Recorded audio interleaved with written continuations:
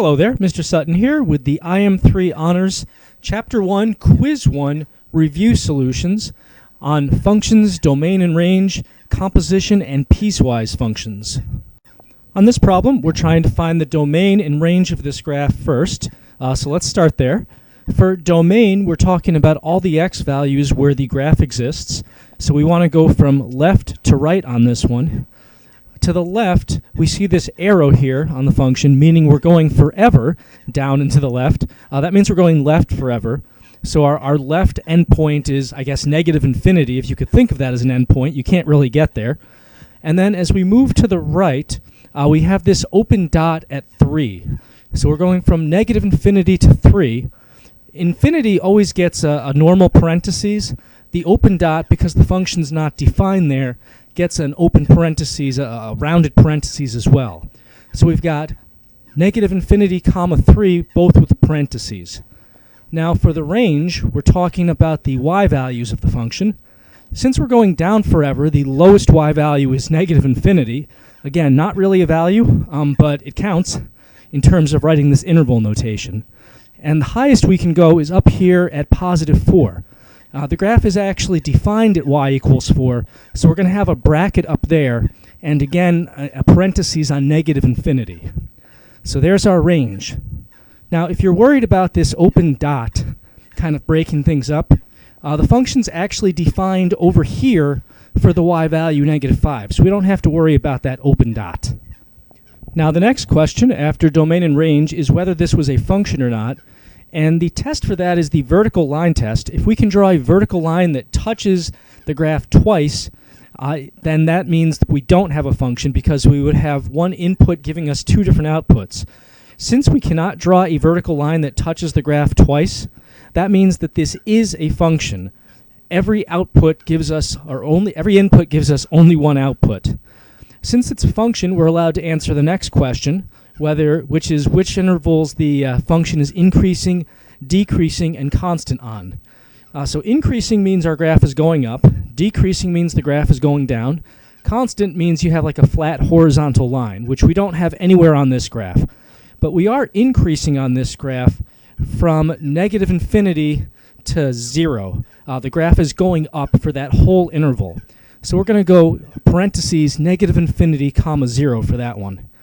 Now for decreasing, we start decreasing after we turn around here at 0, and we're decreasing from 0 until we get to this endpoint here at 3.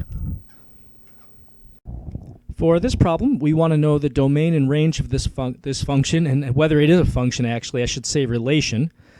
So for the domain, that's the x values where this exists. On the far left, we have this little tip of the function here touching 1 for the x values. And on the far right, we can go as far as 5 with this solid endpoint. So we're going to have brackets on negative 1 comma 5 for domain, because the function actually does exist at those endpoints. Now for the range, we're talking about y values. The lowest we can go is positive 1 right here, and we can go as high as positive 5 for the y values. And the function is defined as solid at both of those spots. So for the range, we actually also have brackets with 1 comma 5.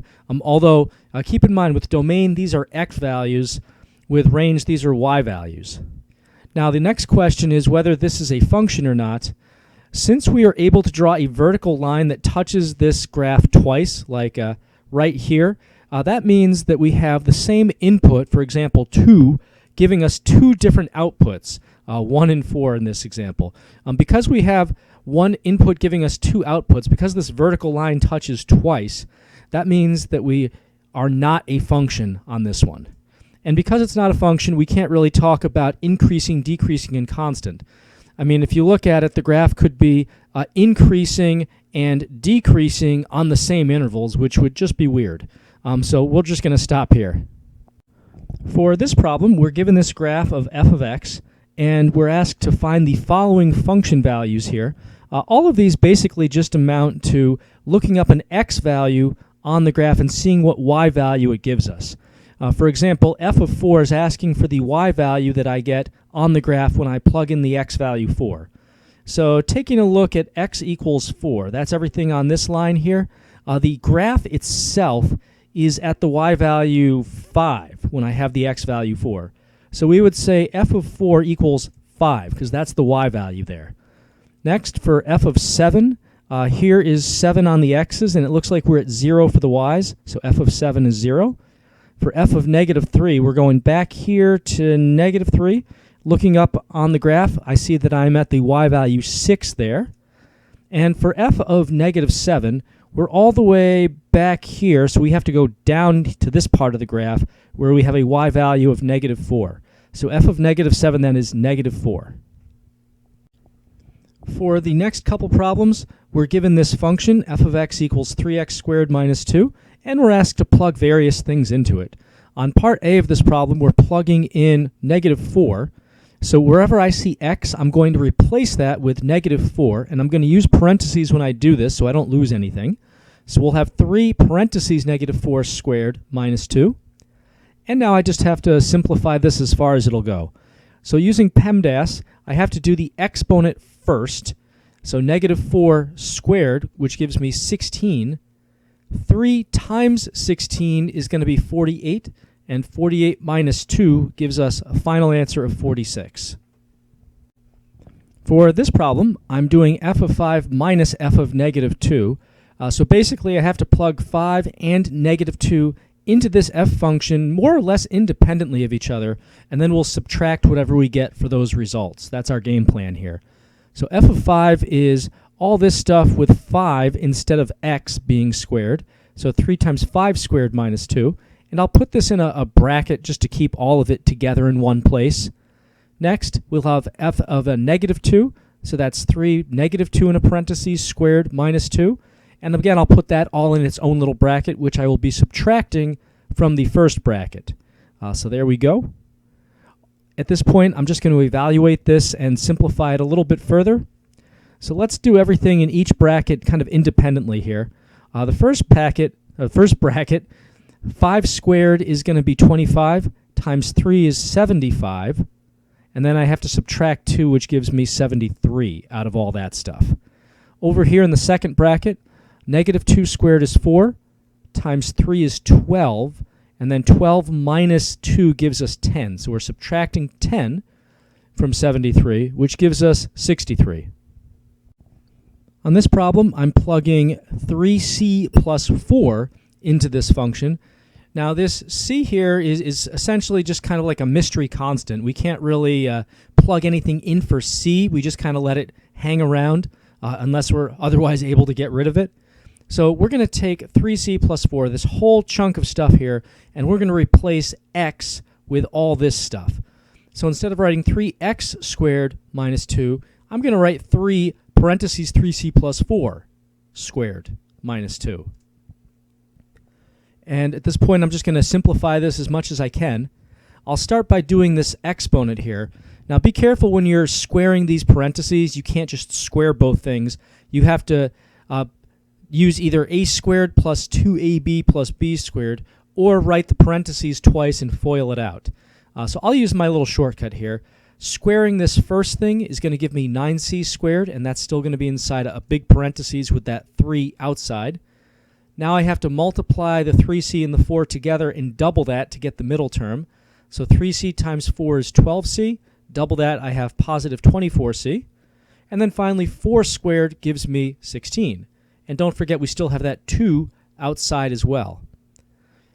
At this point, I'll distribute the 3, and then I'll eventually subtract the 2. So 3 times 9c squared, that's 27c squared. 3 times 24c, I believe that is 72c. 3 times 16 is 48, but we have this minus 2 that we're immediately going to do right after. So 48 minus 2 is going to give us positive 46. And again, we don't know what c actually is, so we're going to have to leave this the way it is and be done with this one. For the next several questions, we're going to be using the following functions, d, f, g, and h, to answer a few questions. So the first question out of this lot is d plus g of negative 2. So this is basically saying d of negative 2 plus g of negative 2. So we have to evaluate those both kind of separately and then add the results together. So d of negative 2, using the function here, we're replacing all these x's here with negative 2's. So I have 5 negative 2 squared minus 6 times negative 2 plus 1. And I'll put that in its own little bracket just to keep it separate from things. And then for g of negative 2, we've got negative 2 squared plus 3, again in its own little bracket, and I'll put a little plus between those. And then let me just evaluate these and add everything together as much as I can. So over here, let's see here, negative 2 squared is 4 times 5 is 20, and negative 6 times negative 2, that's going to be a positive 12. So we have 20 plus 12 plus 1. I'll just write that down to keep track of it. Over here, this is going to be 4 plus 3. And then combining things a little further, we've got 33 for this parentheses and 7 for this one for a grand total of 40. On this problem, I'm doing f minus d of x. Since I've got just x here, I'm basically just using the functions as is with the x's. I don't have to really plug anything in. And I'm basically just doing f of x minus d of x. So we have f of x, that's 3x minus 4, and I'll just put that in the parentheses just for the sake of keeping things separate. And then we're subtracting d of x, so we're subtracting this whole polynomial over here, which I will put in its own parentheses. Let me go ahead now and see how much I can simplify this. 3x minus 4, that parentheses can just drop off pretty much for free. But now we're going to have to multiply negative 1 by everything in the second parentheses. So that's negative 5x squared plus 6x minus 1. And we'll combine like terms. Negative 5x squared, there's no other x squared, so I'm just going to rewrite that. 3x and 6x adds up to 9x, positive. And then we have a negative 4 and a negative 1 giving us a negative 5. And that's as good as it gets. For this one, we're doing f times g of x. So basically just f of x times g of x. And since we have x here rather than a number, we're just using x. We don't have to really plug anything in other than x itself. So f of x, that's 3x minus 4, times we've got g of x, that's x squared plus 3. And I'll put both of those in their parentheses so that I don't lose anything. Now to FOIL this out, first gives us 3x cubed. And then for the outers, I've got 3x times 3, that's 9x. Inners, we've got negative 4x squared. And for the lasts, we have negative 12, 4 times 3. This is actually as good as it gets because we don't have any like terms. These are all different exponents. But if you wanted to, I guess you could switch the 9x and the negative 4x squared if you really like having things written in decreasing order of exponents. Either way would be fine, though. For this problem, I'm doing h over f of 12. So essentially, h of 12 divided by f of 12. H of 12 is just going to be the square root of 12 plus 4. And we're going to divide that by f of 12. So that's going to be 3 times 12 minus 4 in our denominator there. Let's just simplify this as much as we can now. So we've got the square root of 16, which is 4. And down below, we've got 3 times 12, that's 36, minus 4 is 32. And I notice that I can simplify 4 over 32. That can reduce to 1/8, which is as far as we can go on this.